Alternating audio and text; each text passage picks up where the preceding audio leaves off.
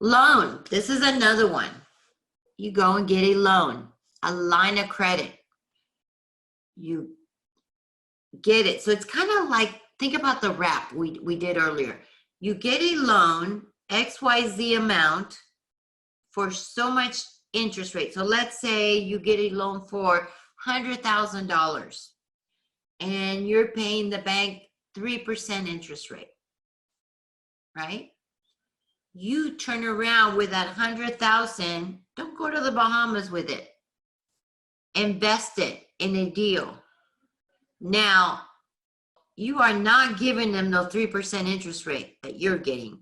You're giving 7% interest. So you're making the spread, the difference between what you're paying versus what they're paying. Plus, you can even charge upfront fees too.